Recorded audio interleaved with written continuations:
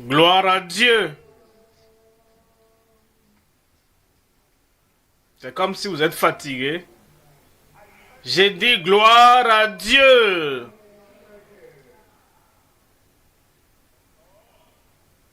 Que Dieu vous donne les clés du royaume.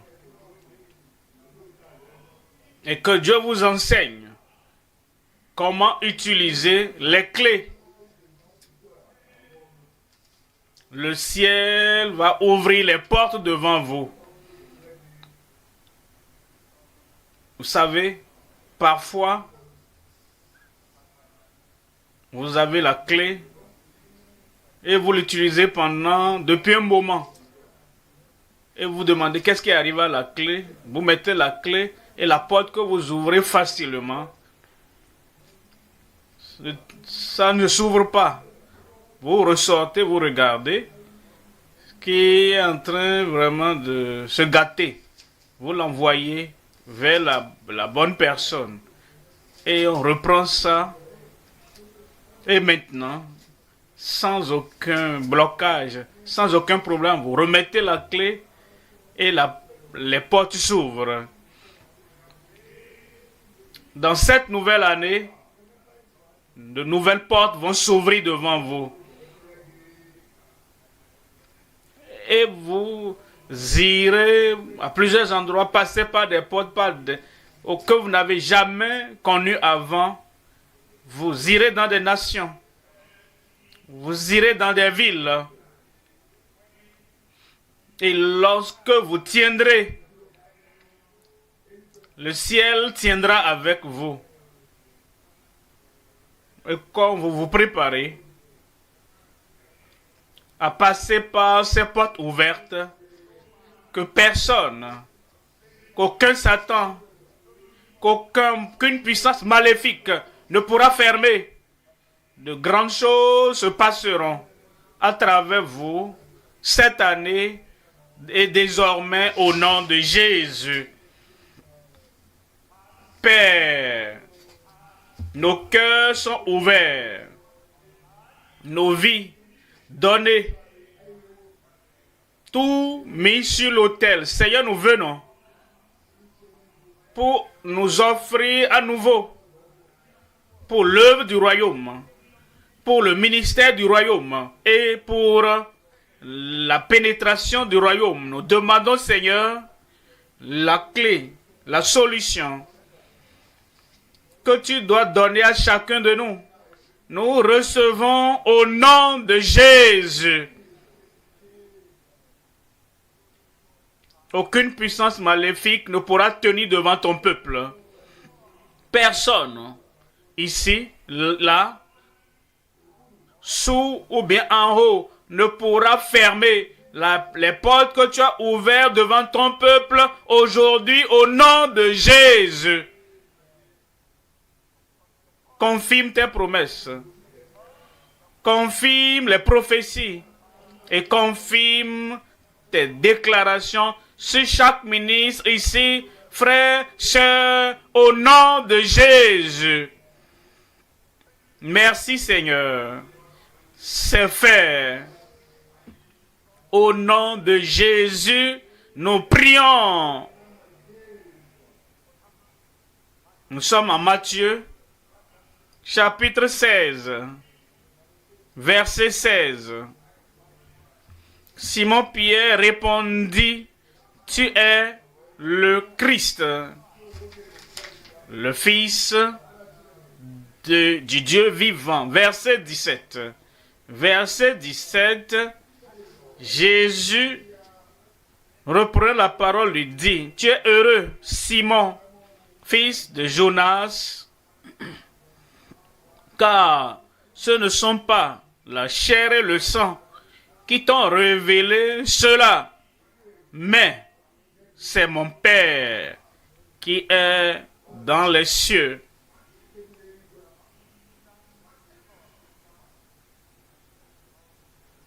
Vous savez, toutes ces références, nous les connaissons, nous en avons déjà prêché, mais nous sommes venus ici pour la révélation de Dieu d'en haut. Et il a dit, ce ne sont pas la chair et le sang qui t'ont révélé cela. La chair et le sang. Ça, c'est un homme ou une femme. Ça, c'est un orateur, un enseignant. La chair et le sang. Ça, c'est les êtres humains. Parce que quand Jésus ressuscitait des morts et il voulait qu'ils voient et qu'ils sachent que c'est lui, il a dit, ce n'est pas un esprit, car la chair et le sang, me voici devant vous. Et quand il dit chair et sang, ne t'ont pas révélé cela, il est en train de dire, un théologien humain ne t'a pas révélé cela. Un enseignant humain ne t'a pas révélé cela. Mais mon Père qui est dans les cieux. Vous savez, les enseignants humains, chair et sang, il y a une limite.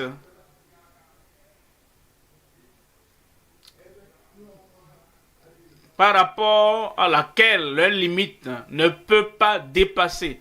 Alors, nous savons ce que la chair et le sang, ce que les théologiens, les séminaristes, si c'est tout ce que toi tu connais, il y a une limite à là où tu peux aller dans le ministère. Mais, lorsque le Père de toute révélation, le Père du ciel et de la terre, le Père, le Créateur Dieu qui est aux cieux, lorsqu'il te révèle et tu comprends et tu reçois et tu utilises cette révélation, la manière dont le Père t'a révélé cela et veut que tu t'en serves, tu iras dans des endroits que tu n'as jamais visités. Tu verras des choses que tu n'as jamais vues.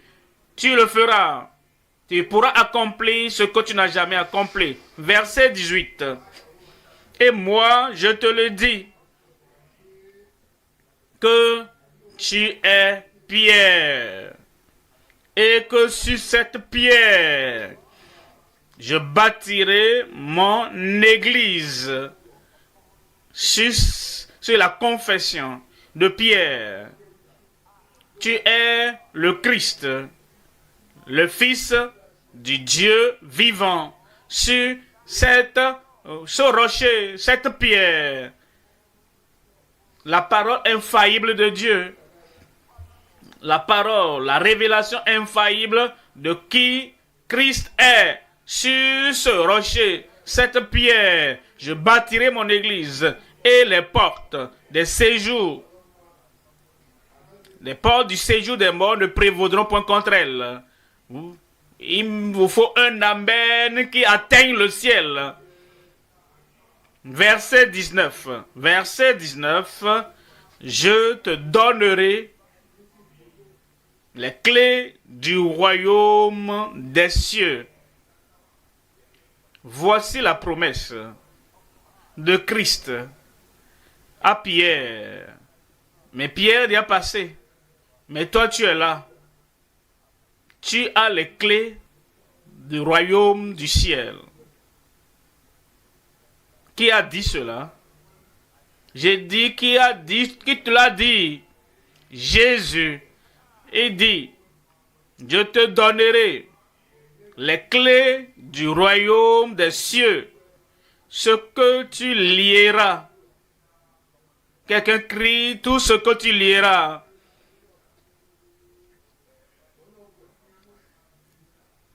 Cela ne va pas te lier. Cela ne va pas te lier. Vous savez, nous étions au niveau bas. Et les choses qui sont au-dessus de nous. Et qui nous contrôlent. Et qui nous lient. Et qui nous enchaînent. Et qui nous dictaient. Là où il faut aller. Comment aller. Et où atteindre. Mais maintenant, la table a changé. Ils n'ont plus le contrôle de ta vie.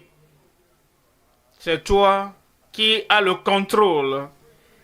Qui a le contrôle? et je te donnerai les clés du royaume des cieux. Ce que tu lieras sur la terre sera lié dans les cieux. Le ciel dit, dis-le. Ne le dis pas selon la limite de ton pouvoir. Dis-le proportionnellement à la puissance céleste. Dis-le, tu as le pouvoir.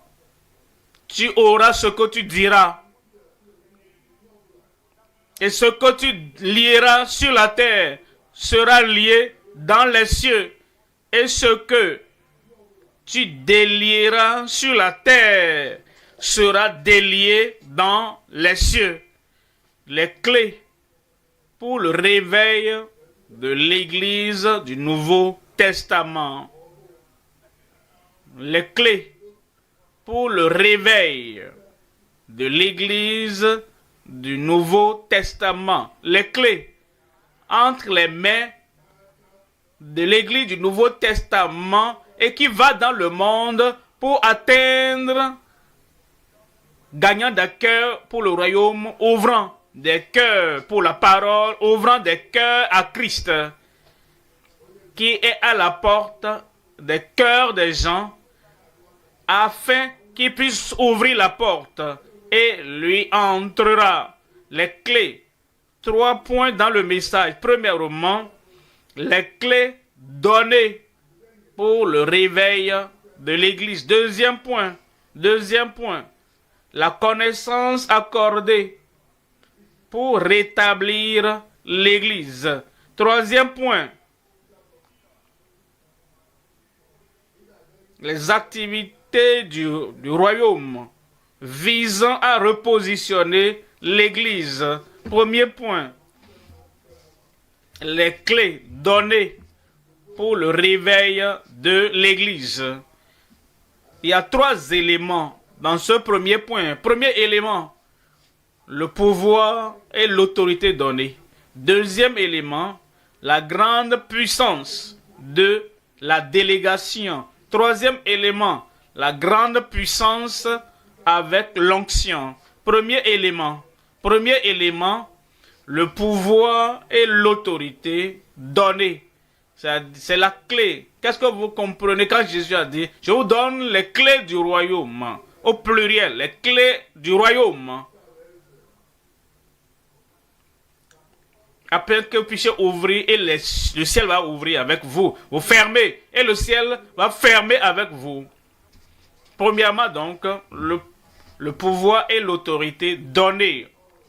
En Luc au chapitre 9, les versets 1 et 2. Luc 9, 1 et 2. Jésus ayant assemblé les 12, leur donna force et pouvoir. Ça, c'est la clé. Il leur donnait force. C'est la force, le pouvoir du ciel.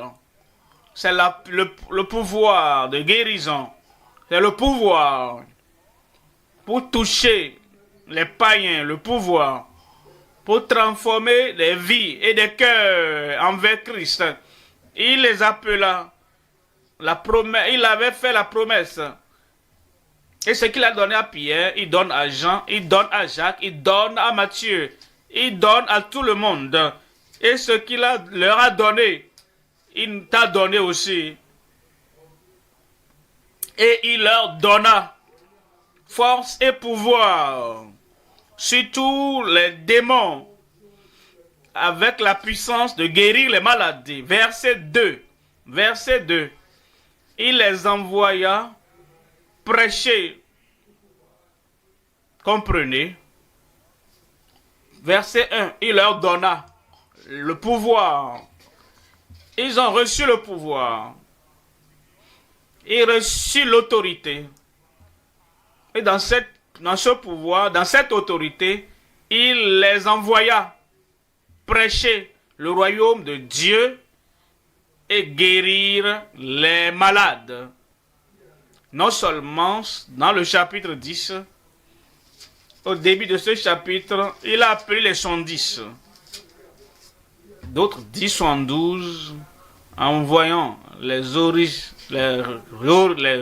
documents originaux, verset 2, il les envoya car la moisson est grande, mais les ouvriers sont...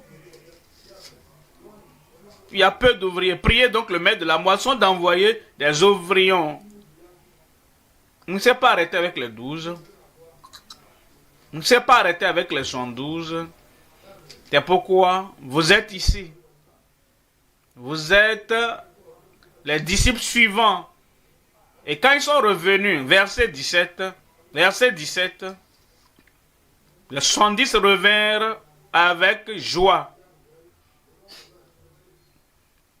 Tu n'as pas dit Amen.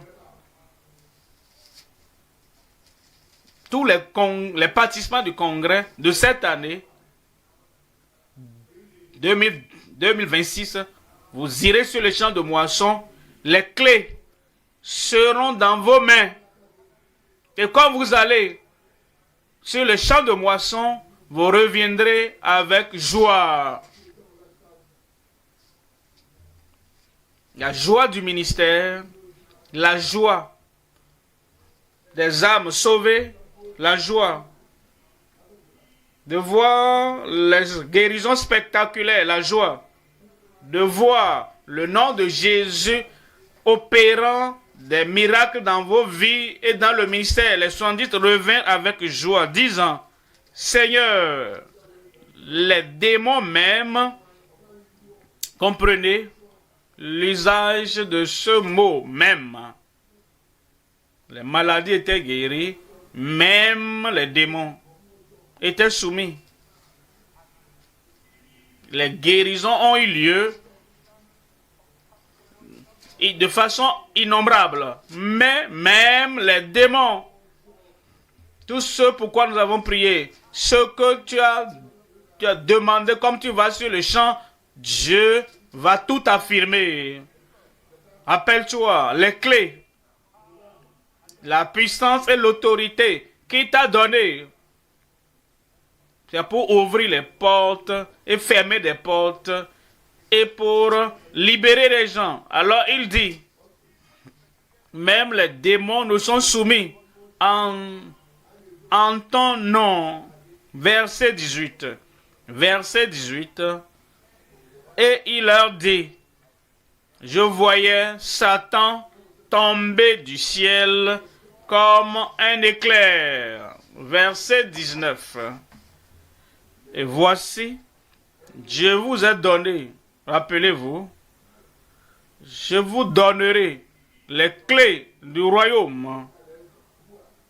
Il est en train maintenant de nous disséquer cela. Il est en train de nous analyser cela. Il est en train de nous décrire les clés dont il a parlé, qu'il allait donner. Il nous dit, voici les clés. Il a promis qu'il allait donner. Maintenant, il dit, je vous donne, je vous ai donné le pouvoir.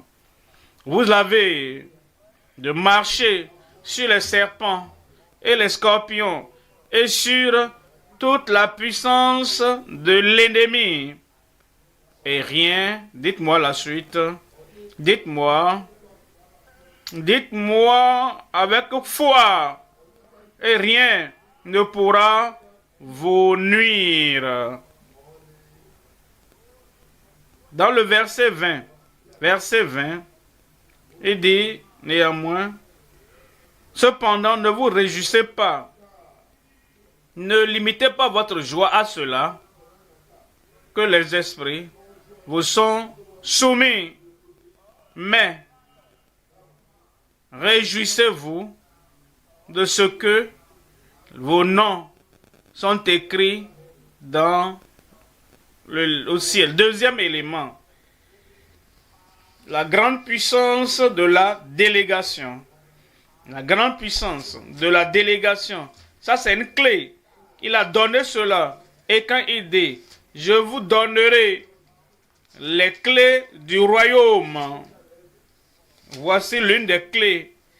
La grande puissance de la délégation, de la procuration.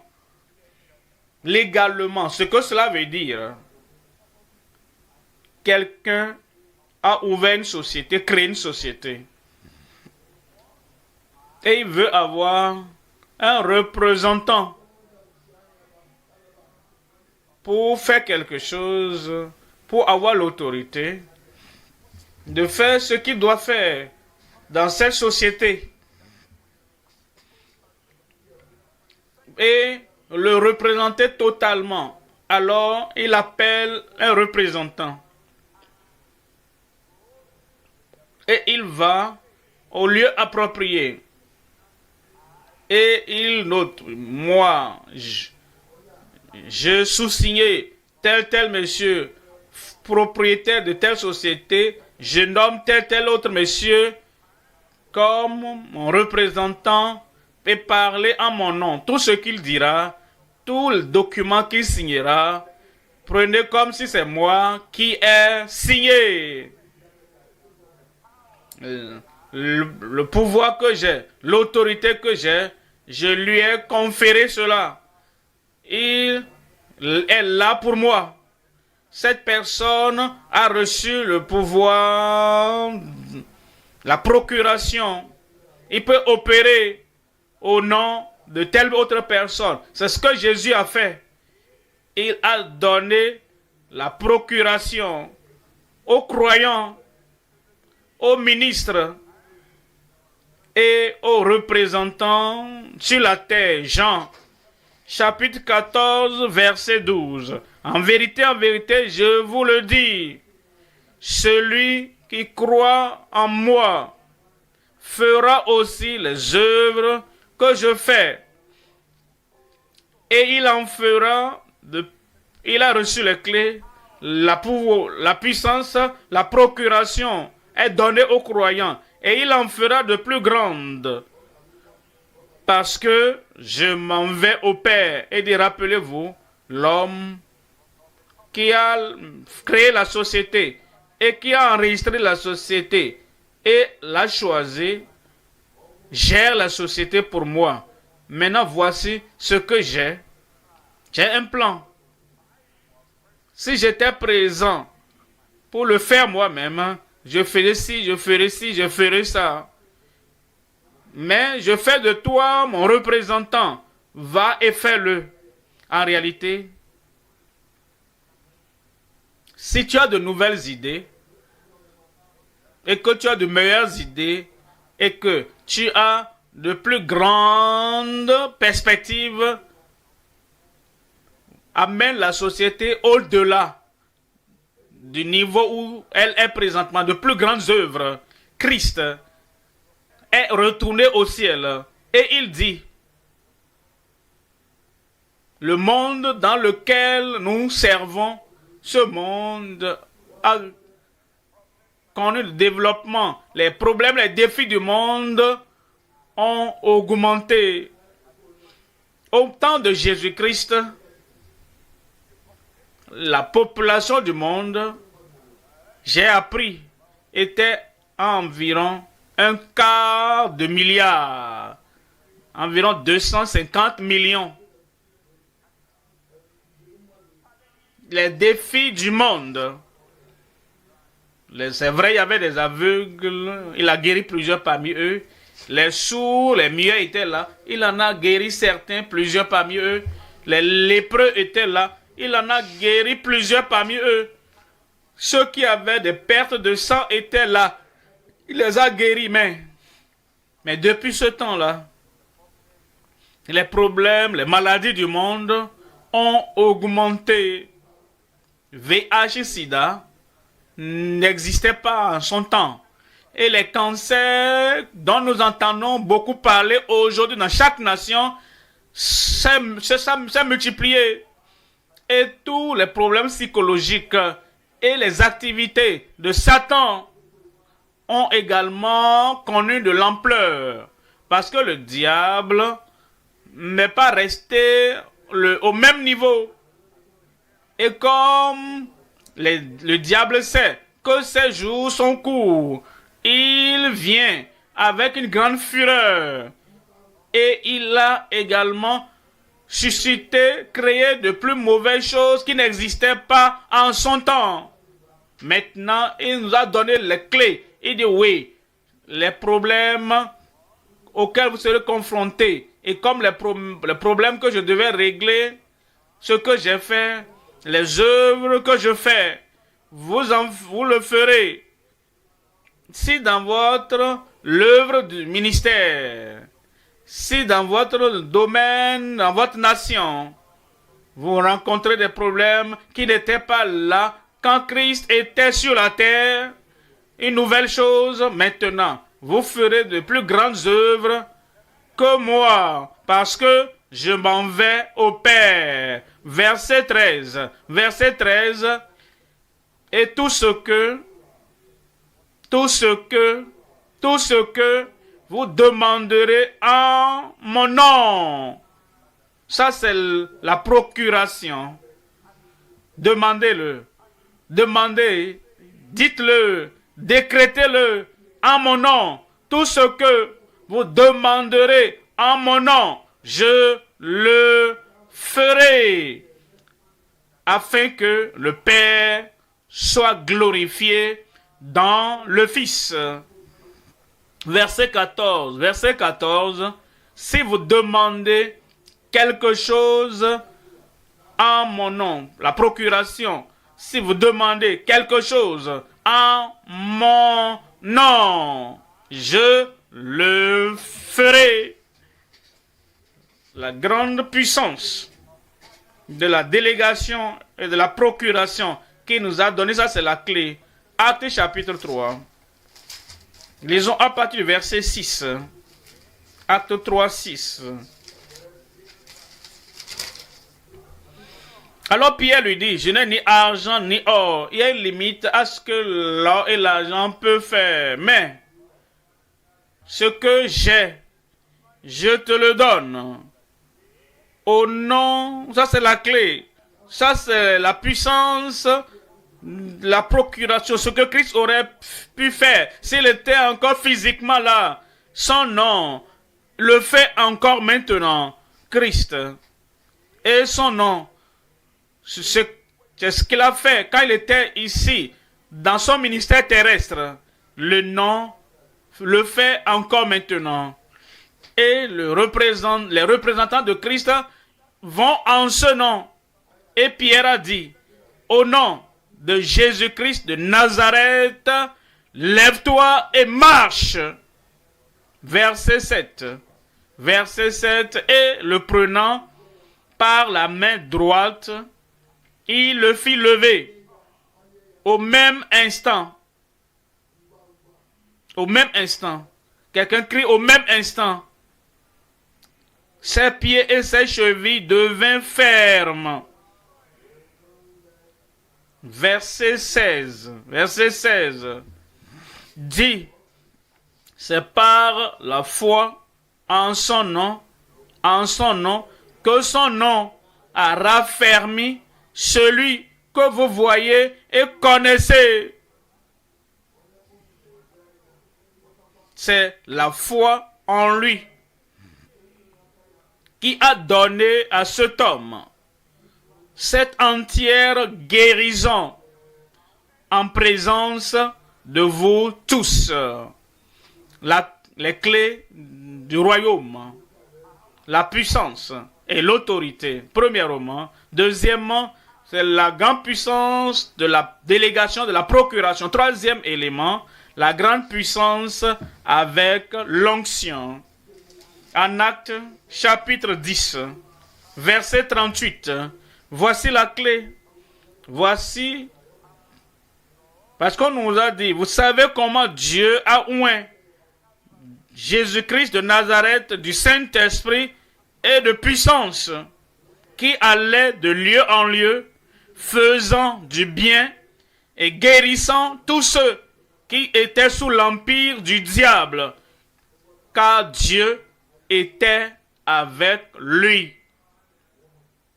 Le Saint-Esprit et la puissance, le Saint-Esprit et l'onction, ça c'était la clé que Jésus-Christ lui-même a utilisée. Maintenant, le chef de la maison,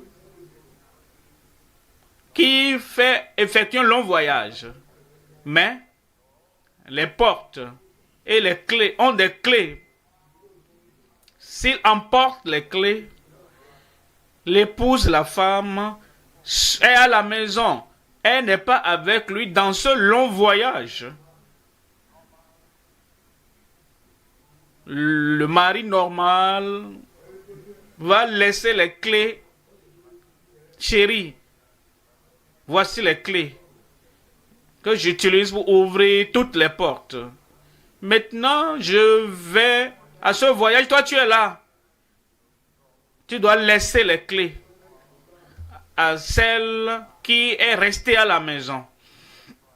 Et l'époux, Jésus-Christ, le chef de l'église, quand il était ici, il a utilisé les clés de la puissance du Saint-Esprit et de l'onction du Saint-Esprit.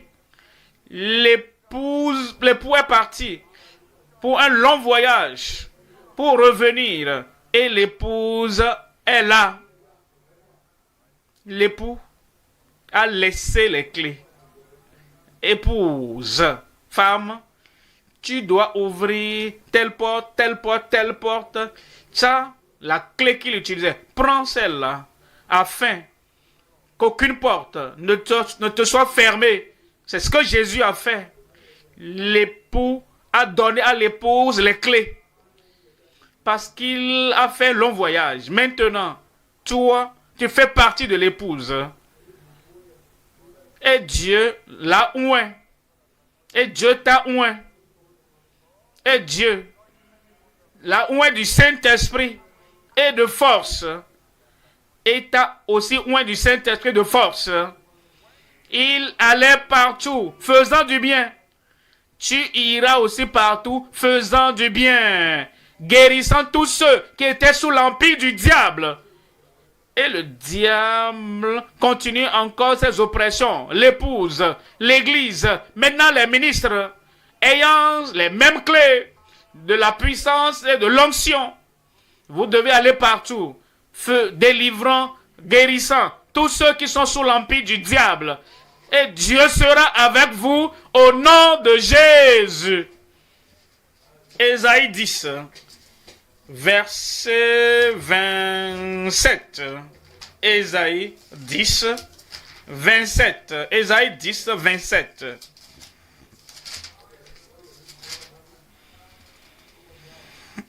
En ce jour, c'est aujourd'hui, son fardeau sera ôté de dessus ton épaule.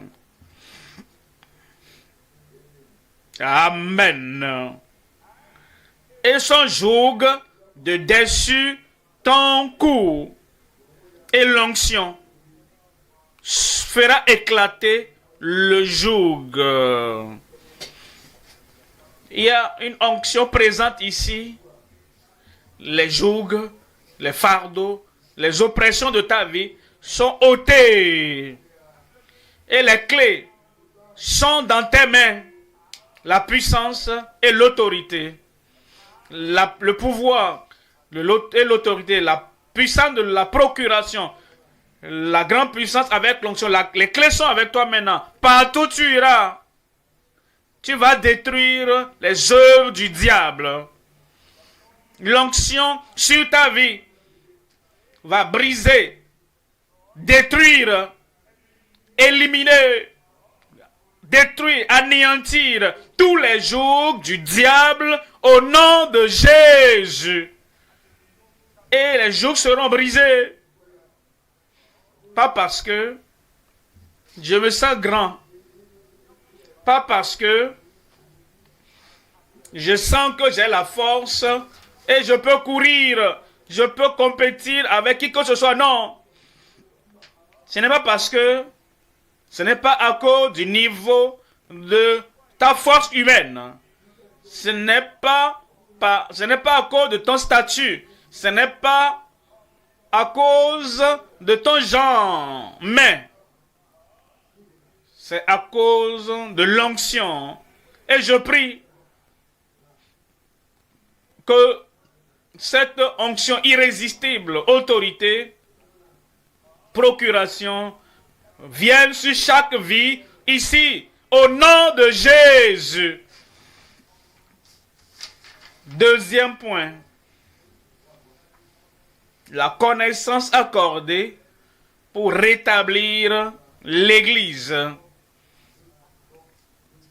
En considérant Éphésiens chapitre 3, les versets 4 à 12, vous verrez la connaissance que ces apôtres, que ces disciples n'avaient pas autant quand Jésus était avec eux.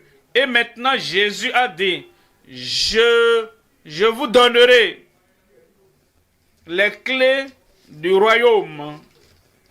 La connaissance que vous devriez avoir afin que cette révélation, cette connaissance puisse vous ouvrir des portes et tout ce que vous lierez sur la terre ou déliez sur la terre sera lié au ciel et délié dans les cieux. La connaissance accordée pour rétablir l'Église. Il y a 3 éléments à voir. Premièrement, la connaissance insondable de sa grâce salvatrice. Deuxième élément, la connaissance illimitée de sa grâce suffisante. Troisième élément, la connaissance dévoilée de sa grâce fortifiante. Ces apôtres, les 12, 11 finalement, parce que Judas a été éliminé, il y avait des profondes connaissances qu'ils n'avaient pas. Et Jésus le savait. Il dit, il y a des choses que vous n'avez pas encore entendues. Il y a beaucoup, vous avez entendu, il y a beaucoup. Mais quand l'Esprit sera venu, l'Esprit de vérité, il vous enseignera, il vous guidera, il vous instruira et vous donnera la connaissance que vous n'aviez pas. La connaissance dévoilée, révélée de sa grâce fortifiante. Premier élément, la connaissance insondable de sa grâce salvatrice. En Éphésiens, chapitre 3, lisons à partir du verset 4. Éphésiens 3, 4. En les lisant, vous pourrez vous représenter l'intelligence que j'ai du mystère de Christ. J'ai la clé que Dieu, à travers Christ, a donnée au ministre et à Paul ici, verset 5. Il n'a pas été manifesté au Fils des hommes dans les autres générations, comme il a été révélé maintenant.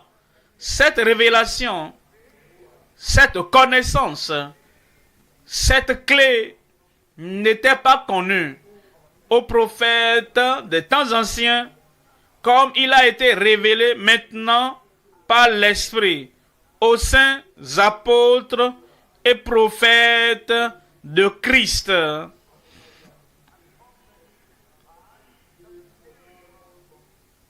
Verset 6. Verset 6, ce mystère, c'est que les païens sont co-héritiers, forment un même corps et participent à la même promesse en Jésus-Christ par l'Évangile. Ils n'avaient pas cette connaissance, cette clé, autant quand Christ était vivant. Voilà pourquoi il voulait faire descendre le feu du ciel sur ces Samaritains.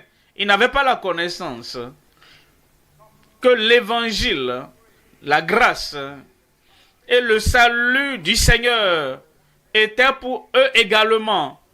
Mais parce qu'ils n'avaient pas cette connaissance, ils n'avaient pas la clé. Si Jésus leur a donné la clé, tout ce qu'ils allaient faire, c'est de brûler les Samaritains.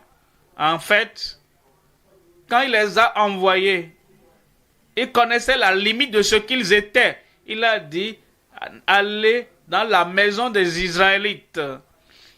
mais n'allez pas chez les Samaritains et les païens. Ils n'avaient pas la connaissance, ils n'avaient pas la clé pour ouvrir les portes des Samaritains et des païens. Mais maintenant, la clé a été donnée aux saints prophètes et aux apôtres de Christ, que les païens seront co-héritiers, forment un même corps et participent à la même promesse en Jésus-Christ par l'évangile. Verset 7. Verset 7, dont j'ai été fait ministre selon le don de la grâce de Dieu qui m'a été accordé par l'efficacité de sa puissance.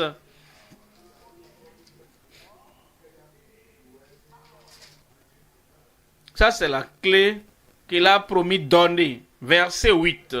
Verset 8. À moi, qui suis le moindre de tous les saints, cette grâce a été accordée d'annoncer aux païens les richesses incompréhensibles, insondables. Parmi les païens, les richesses incompréhensibles, insondables de Christ. Les richesses incompréhensibles, inconnues jusque-là, les connaissances, les richesses insondables de sa grâce salvatrice. Deuxième élément, la connaissance illimitée de sa grâce suffisante. La connaissance illimitée, non restreinte. Vous savez, les 12 apôtres, les 11 finalement, comme Matthias a été ajouté, avant que Paul ne vienne, ils étaient confinés. Jésus a dit, vous recevez une puissance, le Saint-Esprit survenant sur vous, et vous serez mes témoins à Jérusalem, dans la Samarie, dans la Judée, dans la Samarie, et jusqu'aux extrémités de la terre.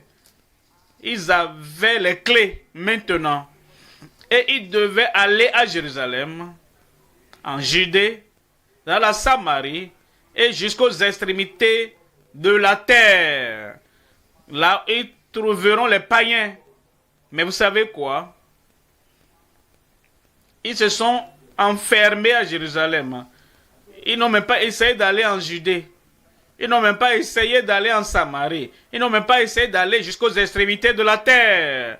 Ils se sont enfermés et ils sont restés là jusqu'à ce que la persécution éclate. C'était la persécution qui les a chassés et ils étaient dispersés partout. Et ceux qui étaient dispersés allaient partout, prêchant la bonne nouvelle. N'eût été la persécution qui les a dispersés, et vous n'allez pas trouver Philippe en Samarie. Mais, maintenant, l'apôtre Paul est venu. Et il était plus juif que Pierre, Jean et Jacques et les autres. L'apôtre Paul est venu et il était plus des traditionnalistes que les autres disciples, que eux tous d'ailleurs mis ensemble. Mais il a reçu les clés et il était prêt à aller, à utiliser cette clé partout, afin qu'il puisse avoir la connaissance illimitée, l'utilise pour sa grâce suffisante. Éphésiens encore, chapitre 3, Éphésiens 3, 6, verset 6. 3, 6. Ce mystère, c'est que les païens sont co-héritiers, forment un même corps et participent à la même promesse en Jésus-Christ par l'évangile. Verset 7. Verset 7. Dont j'ai été fait ministre selon le don de la grâce de Dieu qui m'a été accordé par l'efficacité de sa puissance. Verset 8. Verset 8. À moi, qui suis le moindre de tous les saints, cette grâce a été accordée d'annoncer aux païens les richesses incompréhensibles, insondables de Christ. Annoncer aux païens les richesses incompréhensibles, insondables de Christ. Et Dieu lui a dit, ma grâce te suffit. Troisième élément, la connaissance révélée, dévoilée de sa grâce fortifiante. La grâce révélée de sa grâce fortifiante. Éphésiens 3, verset 16. Éphésiens 3, 16. Afin qu'il vous donne, vous savez, les vrais ministres de l'évangile ne sont pas égoïstes.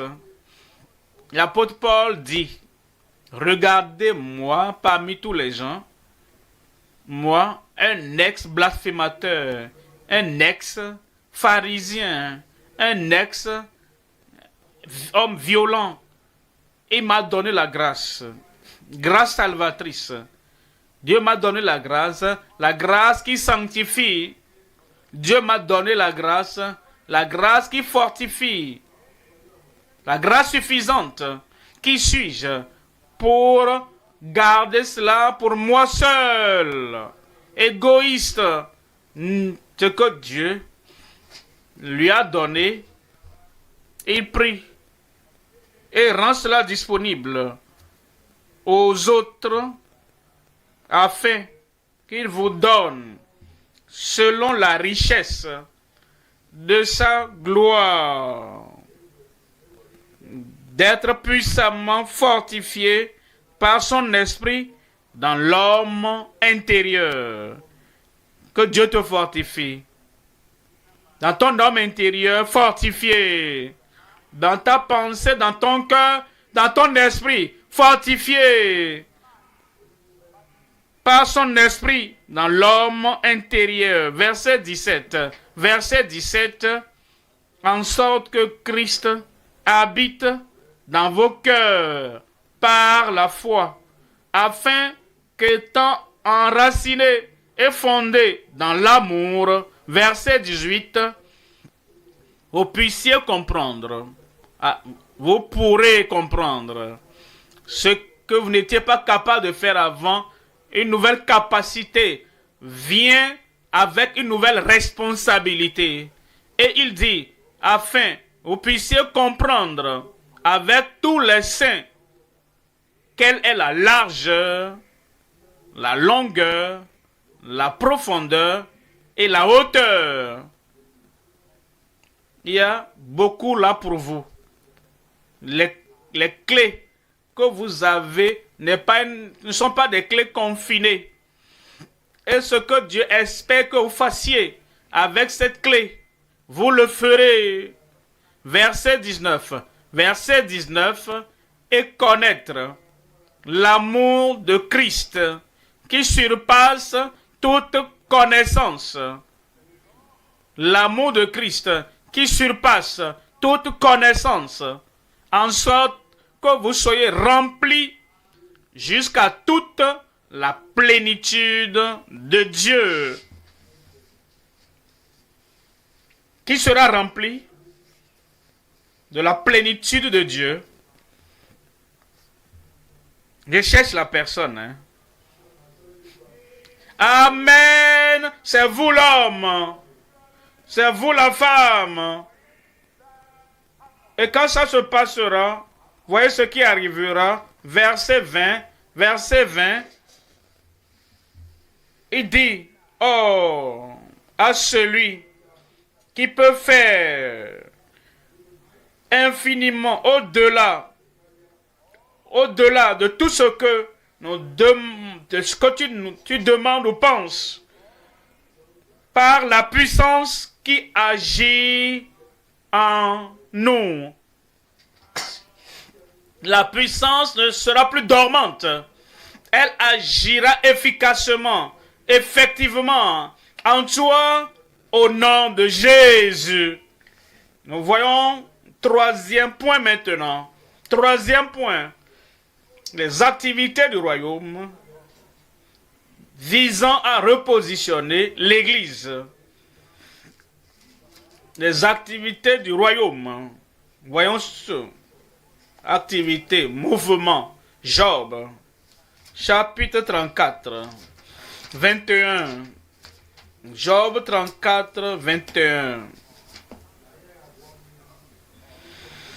Car Dieu voit la conduite de tous. Il a les regards sur les pas de chacun. Tous ses projets, toutes ses activités et tous les événements qu'il exécute, la conduite, les projets du royaume seront les choses centrales de ta vie. Et les activités du royaume vont repositionner, toi en tant que ministre, vont repositionner tous les ouvriers sous ton leadership et repositionner toute l'église. Et prendre toute cette église qui est sous ton leadership et les envoyer. Et ils prêcheront efficacement au nom de Jésus. Il y a trois éléments à considérer. Premièrement, le aller raviver chez les ambassadeurs de Christ. Deuxièmement, l'objectif restaurateur des apôtres dans l'église. Troisièmement, la gloire et l'apparence renouvelée de l'église. Le premier élément, le aller raviver chez les ambassadeurs de Christ. Nous sommes les ambassadeurs de Christ. Et Dieu nous a donné la parole. Aller par tout le monde, et prêcher la bonne nouvelle à toute la création. Mais nous sommes allés jusqu'à ce que les mouvements étaient visibles dans nos nations et plusieurs nations. Mais tout au long des années, la motivation en nous baisse. Maintenant, ces mouvements vont reprendre. Doit être ravivé dans chaque cœur au nom de Jésus. Actes, chapitre 5. Verset 19. Acte 5, 19. Mais un ange du Seigneur, ayant ouvert pendant la nuit les portes de la prison, les fit sortir et leur dit, verset 20, allez. Pierre était en prison et certains des apôtres étaient là. Et les pharisiens, les sadducéens, le Sanhédrin et les dirigeants de la religion sans valeur qui ne peut pas sauver. Ils les ont emprisonnés. Tout ce qu'ils voulaient, c'est d'empêcher le aller. Tout ce qu'ils voulaient faire, c'est de faire taire, éliminer tous les mouvements, les activités. Alors, l'ange de l'église est entré dans la prison, a dit, allez, le mouvement, la passion en eux a été ravivée une fois encore. Est-ce que je peux vous dire, Dieu vous a accordé une faveur spéciale. Et tous ces anges de l'église, ministres de l'église, ils peuvent venir et maintenant, nos messages et mes messages ensemble ont ravivé la motivation en toi. Ravivé le mouvement en toi. Allez, tenez-vous dans le temple et annoncez au peuple toutes les paroles de cette vie. Verset 21. Verset 21. Ayant entendu cela, ils entrèrent dès le matin dans le temple et se mirent à enseigner.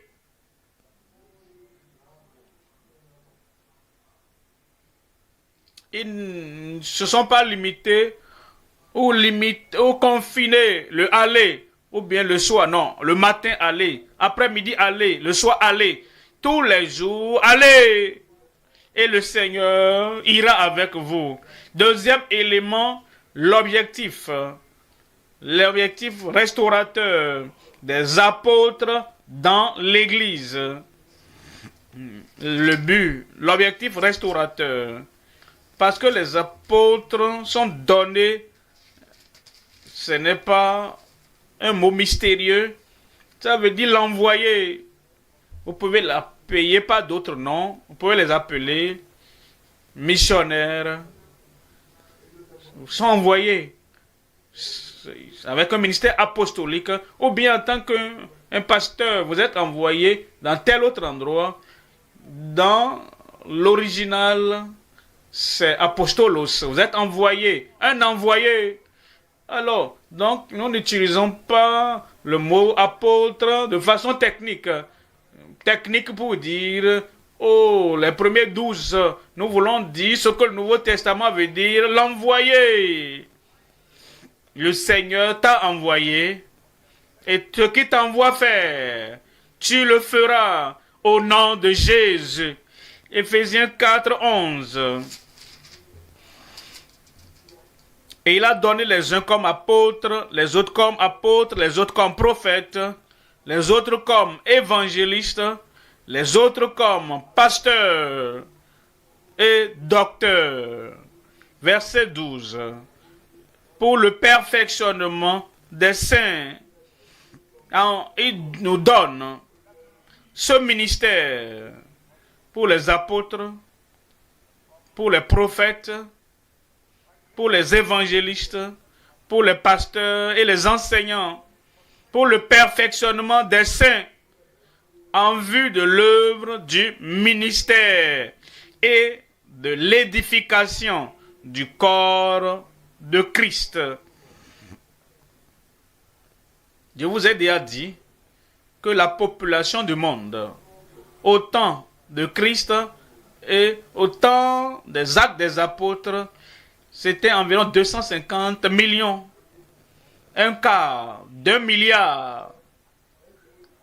De nos jours, en notre temps, nous voyons la population du monde qui est en train de s'accroître jusqu'à 3 milliards, 4 milliards, 5 milliards, 6 milliards, 7 milliards, 8 milliards maintenant dans le monde.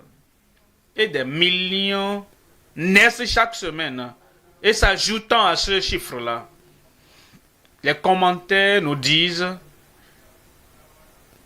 qu'ils ne peuvent pas donner le chapitre et le verbe de ce qu'ils disent, et le verset de ce qu'ils disent,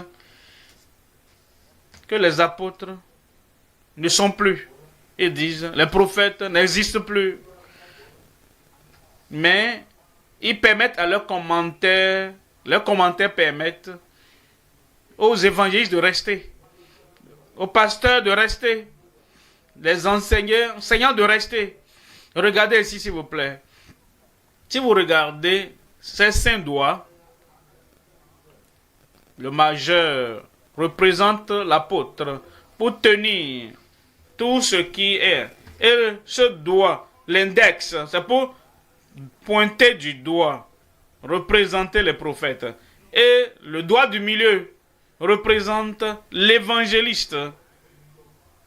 Et le doigt qui suit représente le pasteur.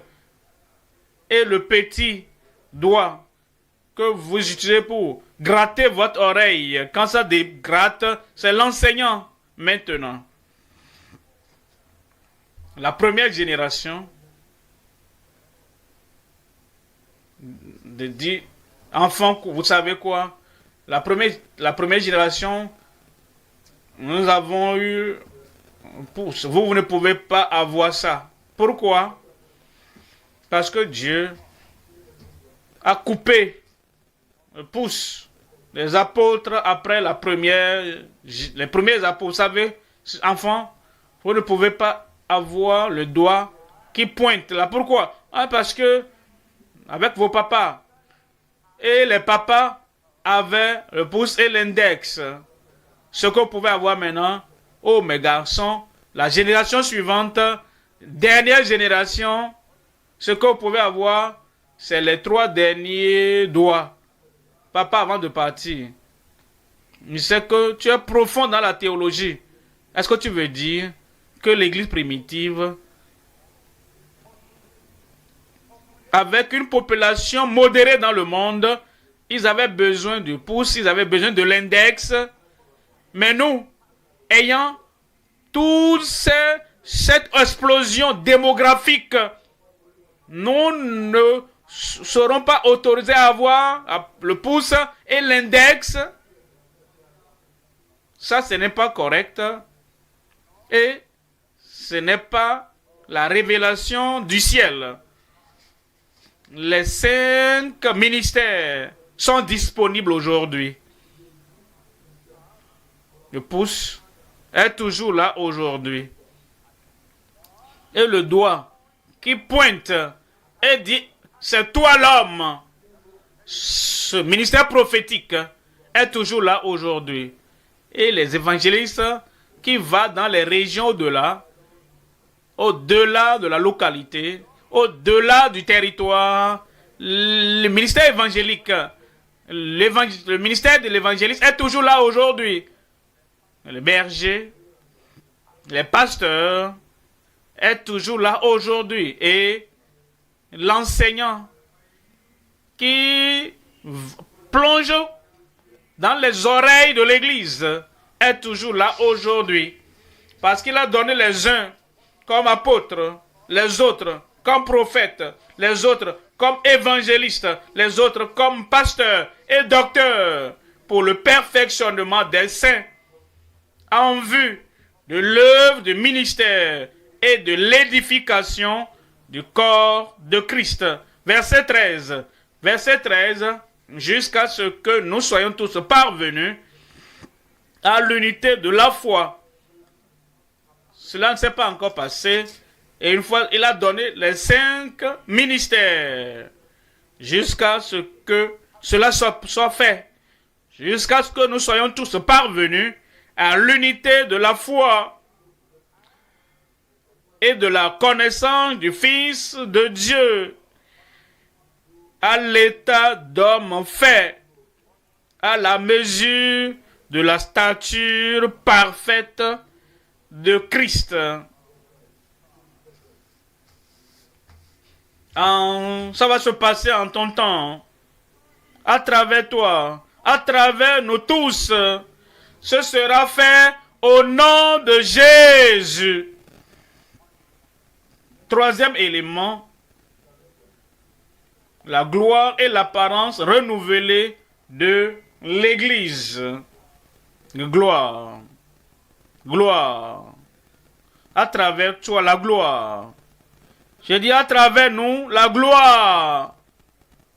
À travers toi, il n'y aura plus de déshonneur sur l'Église. Mais, comme tu vas prêcher, il n'y a pas de vaine gloire.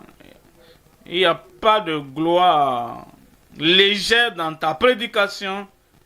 Comme tu vas, Dieu va préparer des milliers de personnes, des milliers de personnes, des milliards de personnes pour la gloire au nom de Jésus. En Apocalypse chapitre 19, je vous lis verset 7. Apocalypse 19, verset 7. Réjouissons-nous et soyons dans l'allégresse. Donnons-lui gloire, car les noces de l'agneau sont venues et son épouse s'est préparée. À travers toi, C'est comme ça l'épouse saura quoi faire. Elle sera sauvée à travers toi, à travers ton ministère. L'épouse saura ce qu'il faut faire pour demeurer sainte, sanctifiée et avoir la suffisance de la grâce de Dieu. L'épouse de Christ s'est préparée. Verset 8. Verset 8. Et il lui a été donné de se revêtir d'un fin lin, pur et propre, car le fin lin, ce sont les œuvres justes des saints. À travers toi, les saints de Dieu, le peuple de Dieu, les membres de toutes les églises que nous représentons auront la justice de Christ en eux, sur eux, portant comme l'apparence visible de l'église du Dieu vivant. Il va parfaire les gens à travers toi. Gloire. Gloire dans ta vie. Gloire dans ta famille. Gloire à travers ton ministère. Gloire à travers ta prédication. Gloire à travers tes prières. Gloire à travers tout ce qui va te distraire de la gloire de Dieu. Dieu va balayer cela loin de ta vie. Quand je te verrai parler, je verrai la gloire de Dieu. Quand je te verrai aller, je dirai, regardez là-bas, la gloire de Dieu avance là-bas. La gloire dans tout ce que tu fais. Et le Seigneur, partout où tu iras, dans la puissance de Dieu, dans la puissance et dans la bonté de Dieu, le Seigneur à travers toi va se glorifier. Amen. Et cette gloire ne va pas diminuer chaque mois, d'année en année, mais en haut, plus haut, plus haut, plus loin et plus loin, plus grand et plus grand. Pourquoi ne pas te lever et que cette gloire vienne sur ta vie? Et le Seigneur fera de toi. Et tu comprendras les royaumes, les clés du royaume qu'il t'a donné, afin que tu aides à rétablir l'Église, à repositionner l'Église, que la gloire perdue, Ikabod, revienne à travers ton ministère, à travers ta prédication.